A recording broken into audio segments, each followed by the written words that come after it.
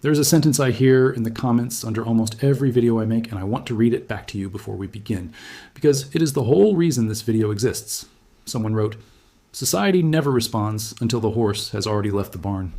I have thought about that sentence for weeks, because it is not just true about horses and barns, it is true about checks and calendars. Most people will not ask a single question about their Social Security payment until the month it actually shrinks. They will open the app, see a number that is smaller than it was supposed to be, and only then start typing, "Why did my check go down?" into a search bar. By then, the decision that shrank it was made years earlier. In a hearing room, nobody watched. Using math, nobody checked. The barn door did not just close recently. In the pattern I study, it closed closer to 80 years ago than most people would ever guess. Today, we are not going to look at the door that is currently closing. We are going to look at the one that closed decades before you were worried about any of this, because that is the door that actually explains what is happening to your check in 2026. Picture a woman. I am not going to give you her real name because she is not one specific person. She is a composite, built from patterns I have seen across thousands of retirement accounts and thousands of comment sections. And I want to be straightforward with you about that from the start. Call her Diane. Diane is 66 years old. She worked 41 years, mostly in office administration, raised 2 children on a single income for a stretch of it, and did exactly what she was told to do her entire working life. She paid into the system. She trusted the system. She built almost nothing outside the system, because the system was presented to her, decade after decade, as something permanent, something that could not fail, something too large and too important to ever be allowed to shrink. Diane is not foolish. Diane is not lazy. Diane is the product of a promise that was made honestly in 1935 and expanded honestly through the 1940s. And that promise is now colliding with an 80-year pattern that nobody explained to her, because almost nobody in mainstream financial media is willing to talk about cycles that are longer than a single news cycle. That collision is what we are studying today. If you are new here, my name is Rowan, and the work I do is called survival engineering. I do not predict the future by reading tea leaves or by panicking at headlines. I study long historical cycles, the kind that repeat roughly every 80 years across multiple civilizations, and I use those cycles as a kind of weather forecast for the financial and social systems we all live inside. I am not an economist, and I am not a psychic. I am someone who reads pattern after pattern after pattern until the pattern becomes impossible to ignore, and then I bring that pattern to you in plain language, before the season actually changes, not after. Here is where we're going in the next few minutes. First, I'm going to take you back to the 1940s, to the exact conditions that allowed Social Security to be born and to grow into something that felt unbreakable. That was the spring of the cycle. Second, I'm going to show you the summer and the autumn of that same cycle, the decades where the promise got bigger while the foundation underneath it quietly got weaker. Third, I'm going to introduce you to a concept from an earlier discussion we had about a famous and disturbing rodent experiment, because that experiment explains something about human behavior that maps almost perfectly onto how modern retirees relate to a single centralized check. I call it the proximity trap, and once you see it, you will not be able to stop seeing it. And finally, we arrive at 2026, the point I call the hinge, and I will walk you through exactly what survival engineering actually means in practical terms. So this video does not leave you afraid and empty-handed the way most doom content does. It leaves you with a short list of things you can start doing this month. Stay with me through all 4 parts, because the section people skip, the historical part, is the part that makes the 2026 part make sense. Skip the spring and you will never understand the winter. Before I go further, I want to clear up 2 wrong assumptions people bring to a video like this, because both of them cause good people to tune out exactly the content that would help them the most. The first wrong assumption belongs to the person who hears cycle theory and immediately files it under conspiracy thinking, right next to lizard people and moon landing arguments. I understand the instinct, but an 80-year generational cycle is not a hidden hand pulling strings behind a curtain. It is closer to a tide chart. Nobody is conspiring to make the tide go out.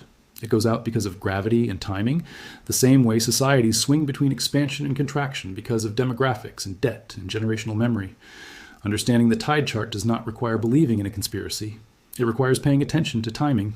The second wrong assumption belongs to the person who hears the word collapse and assumes this only matters to people who are already broke, already elderly, already in crisis. If that is you, and you are thinking your pension is solid, or your investments are diversified, or you are decades from retirement, so none of this touches you, I want you to stay anyway. The 80-year winter I'm describing does not only reset government checks. It resets interest rates, home values, the price of borrowing, and the assumptions an entire generation makes about what counts as safe. If you have any exposure to the American financial system at all, and nearly everyone watching this does, the hinge point of 2026 touches you whether your income comes from a government check or a private portfolio. So do not sort yourself out of this video. Stay for the whole pattern. Every long cycle I study breaks into 4 seasons. And I use that language deliberately because it is the clearest way I have found to describe something that otherwise sounds abstract.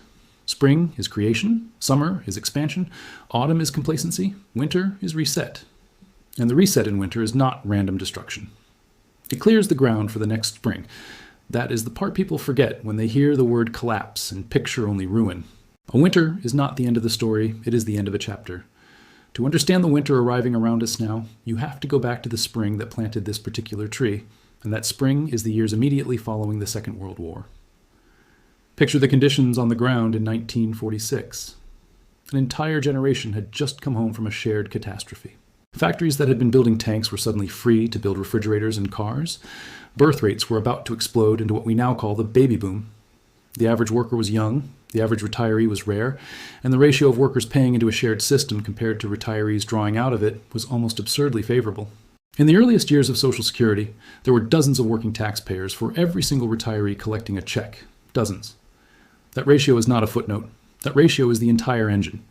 Social Security was never designed as a personal savings account with your name on a vault somewhere. It was designed as a pass-through system where the taxes of today's workers directly fund the checks of today's retirees, on the assumption that tomorrow's workforce would always be large enough to keep funding tomorrow's retirees in turn. In the spring of that cycle, with a young population and an exploding birth rate, that assumption was not a leap of faith. It was simply true, in the same way it is true that a fire keeps burning while there is a large enough pile of wood beside it. The promise made in that era was made honestly. Nobody sat in a room in 1946 and lied about the math, because the math genuinely worked at the time. That honesty matters, and I want to be fair about it, because it explains why so many Americans trust this system with a kind of quasi-religious faith even today. Their grandparents were not conned. Their grandparents watched a real system deliver on a real promise for decades because the season supported it. But springs do not last. They are not designed to. The same birth rate explosion that fueled the early spring of this system was, by its very nature, going to create a second, much larger wave decades later, when that generation aged into retirement all at once, in a much shorter window than the one that funded their parents' generation. The seed of the 80-year winter was planted in the very success of the spring. Every baby boomer born in that expansion was, whether anyone said it out loud or not, a future retiree who would eventually need to be supported by a workforce that would be proportionally much smaller than the one their own parents enjoyed. Nobody warned Diane's grandparents about this because nobody needed to. The problem was 80 years away. The summer of this cycle runs roughly from the 1950s through the 1970s, and it is the part of the story that feels the most comfortable. Because comfort is exactly what summer produces. The workforce was still large relative to the retiree population. Benefits were expanded multiple times. Cost of living adjustments were introduced. Disability coverage widened. Each expansion felt, and largely was, a reasonable response to a growing, prosperous, confident nation. This is the part of the pattern where a system stops behaving like a careful experiment and starts behaving like a guaranteed inheritance. People stop asking whether the well is deep enough and start assuming it always was. Autumn is quieter, and in some ways more dangerous, because autumn is where warning signs first start to appear and get politely ignored. By the early 1980s, the ratio of workers to retirees had already tightened significantly compared to the spring years.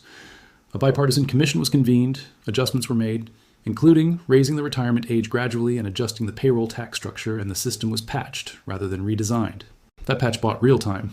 It was not dishonest, but it treated a structural demographic problem with a financial fix, the way you might patch a crack in a foundation with fresh paint.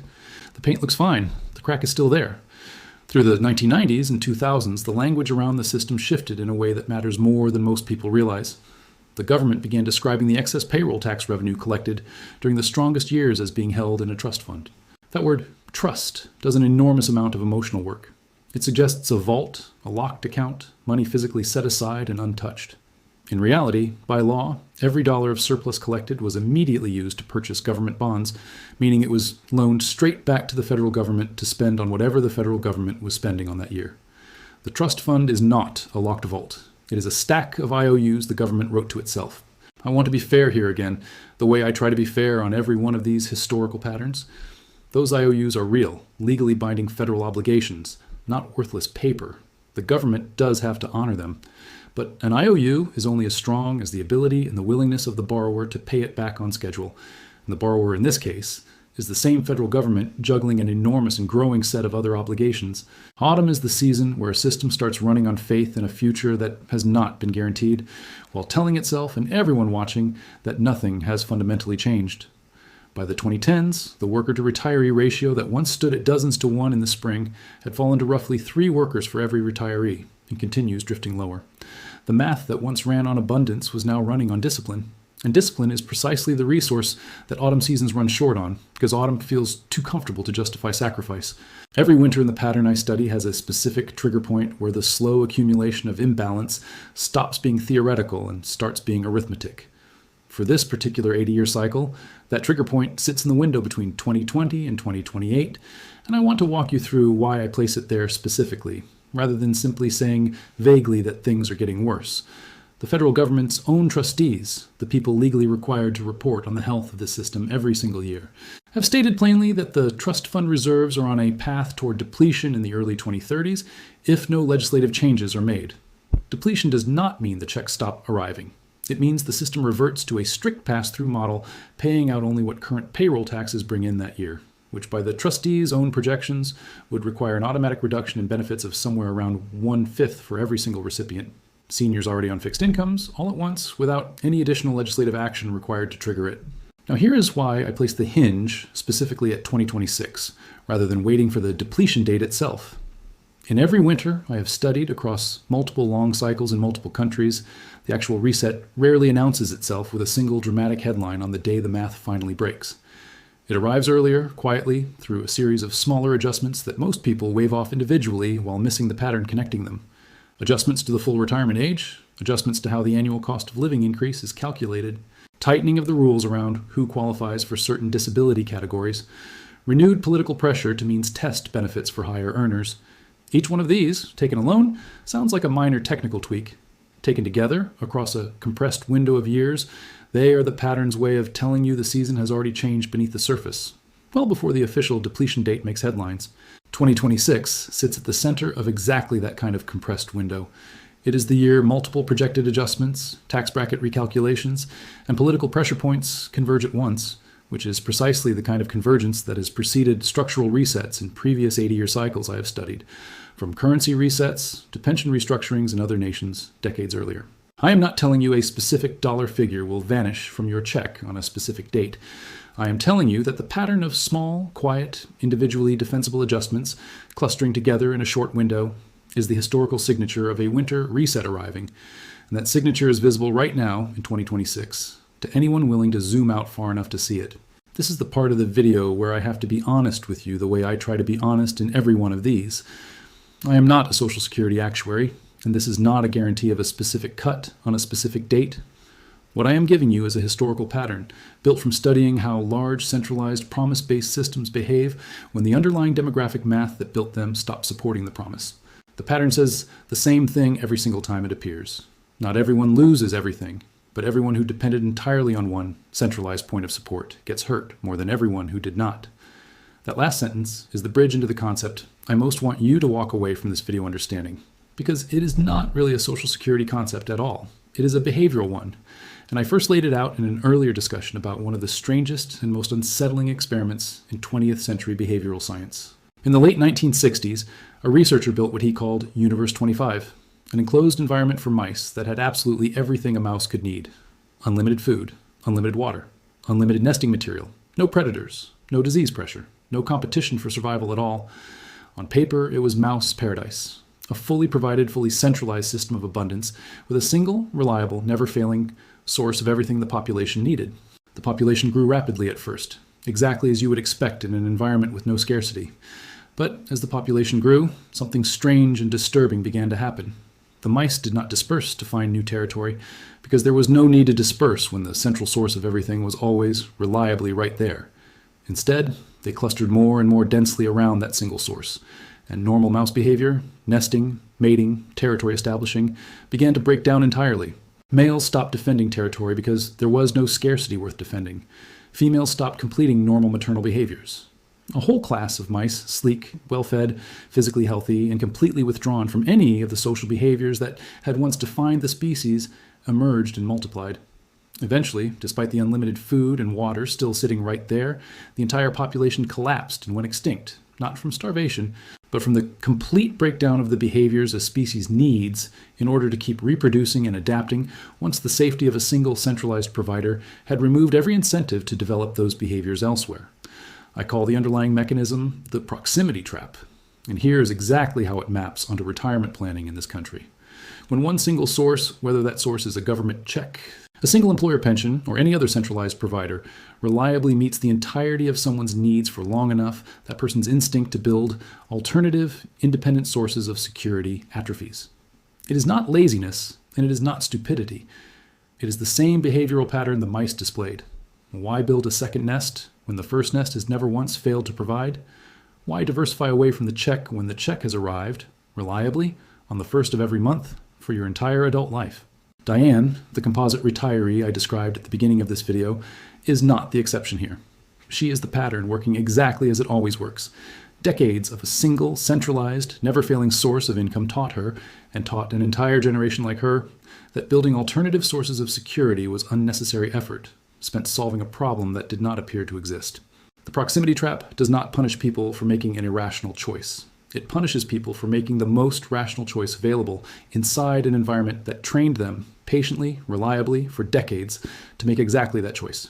The mice in Universe 25 were not victims of a lack of resources. They were victims of an environment so reliably provided for that it removed every incentive to prepare for a version of that environment that eventually, inevitably, changed. That is the proximity trap. And it is exactly the trap the entire post-war generation was quietly walked into by a system that, for most of its existence, genuinely deserved their trust. There is a second layer to the proximity trap that is worth sitting with, because it explains why warnings like this video so often fail to change behavior even when people hear them clearly. In that same enclosed environment, the mice that were born after the population had already grown dense around the central source never experienced a version of their world in which that source was scarce or uncertain. They had no memory of anything else, so they had no internal alarm that could ever fire. Compare that to a retiree today, whose entire working life, from the day they received their first paycheck to the day they opened their first Social Security statement, took place entirely within the summer and autumn of this cycle. They have no lived memory of a version of this system operating under spring conditions or winter conditions, only the version that has always simply worked. That absence of memory is not a character flaw. It is the same absence of memory the second and third generations of mice displayed, and it is precisely why a purely emotional warning rarely moves anyone. The alarm has to be historical, not just anecdotal, because there is no personal memory left to trigger it on its own. This is also why the proximity trap tends to be strongest in exactly the population that appears, on the surface, to be the most financially responsible. The retiree who never missed a payment, who paid off their mortgage on schedule, who never carried a credit card balance, is very often the same retiree who built their entire sense of security around a single centralized source, precisely because that source never once gave them a reason to look elsewhere. Responsible behavior inside a stable season and prepared behavior for a changing season are not the same skill, and the entire tragedy of a winter reset is that it punishes the first group just as hard as it punishes anyone else, sometimes harder, because they are the ones who trusted the longest. I want to pause here and say something that might surprise you, given everything I have just walked you through. I do not think Social Security is a scam, and I do not think the people who built it, or who currently run it, are villains sitting in a room plotting to hurt retirees. The spring of the system was built by people responding honestly to the conditions of their era.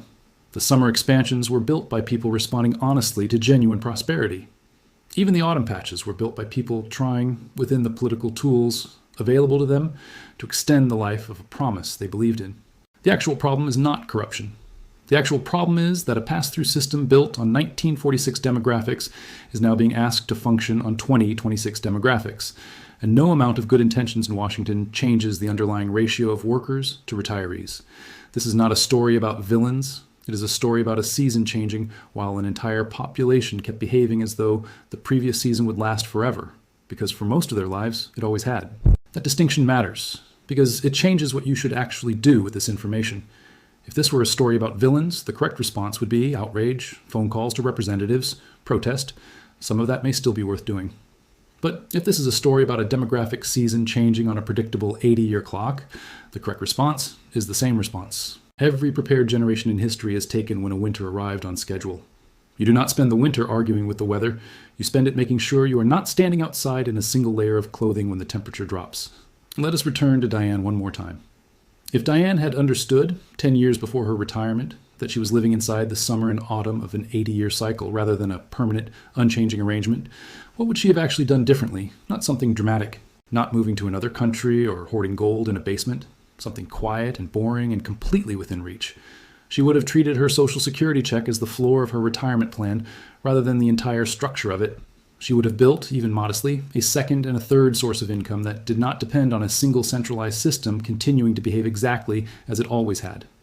She would have paid closer attention to the small, individually defensible adjustments happening in Washington in the years leading up to 2026. Not because any one of them was catastrophic on its own, but because the pattern of several arriving in a compressed window was the signal. The same signal that has preceded every winter reset in every cycle I have studied. She did not do that in this illustration, because nobody explained the pattern to her in time. You are not Diane because you are watching this video, and that is the entire point of making it. So let me give you what survival engineering actually looks like in practice, because I do not want to leave you with a historical pattern and nothing to do with it. That is not what this channel is for. The first move is the simplest and the most important, and it is the direct antidote to the proximity trap itself. Identify every source of financial security in your life right now and count how many of them are, in reality, the exact same centralized source wearing a different name. For many retirees, a pension, a government check, and a single employer-sponsored retirement account can all technically be 3 different accounts while still functioning as one single point of failure, because all 3 depend on the same broader system continuing to operate exactly as it always has. Survival engineering starts with an honest count of your true points of failure, not your number of accounts. The second move is building what I call a second nest before you need it, borrowing directly from the behavior the mice in that experiment lost the instinct to perform. A second nest does not have to be dramatic. It can be a modest independent income stream, a skill you can monetize part-time, a small diversified investment held outside of any single centralized system, or simply a meaningfully sized emergency reserve held completely separate from any account connected to a government payment. The goal is not to replace the check. The goal is to make sure that if the check shrinks, you're not standing in a single layer of clothing when that winter wind actually arrives. The third move is watching the small adjustments, not the big headlines. The winter reset in every cycle I have studied did not arrive as one dramatic announcement. It arrived as a cluster of small, quiet, technically defensible changes in a compressed window of time. Pay attention to changes in the full retirement age, changes in how annual increases are calculated, and changes in eligibility categories. Not because any single change will ruin you, but because the clustering itself is the signal worth tracking. The fourth move is timing your own decisions around the pattern rather than around convenience alone. If you are approaching the age where you can choose when to begin claiming benefits, understand that the size of your eventual check is directly affected by that timing decision. And that decision deserves to be made with full awareness of the environment the system is actually operating in right now, not the environment it operated in during the summer of this cycle. This is not a decision to make casually or based on a single online calculator. It deserves a conversation with a professional who can look at your specific numbers, and I want to be clear that nothing in this video should replace that conversation. The fifth move, and the one I think matters most long-term, is simply refusing to let the comfort of decades of reliability convince you that reliability is permanent.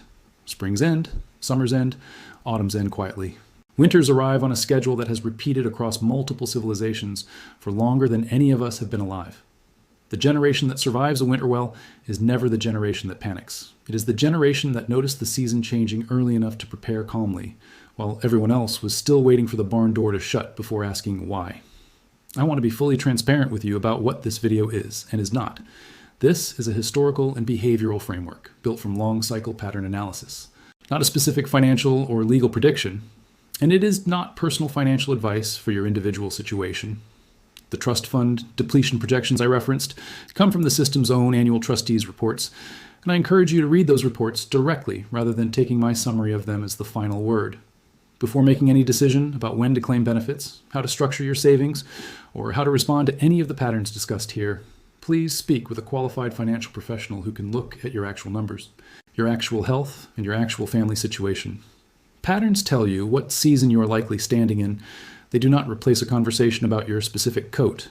If this reframed the way you think about the check you or someone you love depends on, I want you to do one specific thing with it.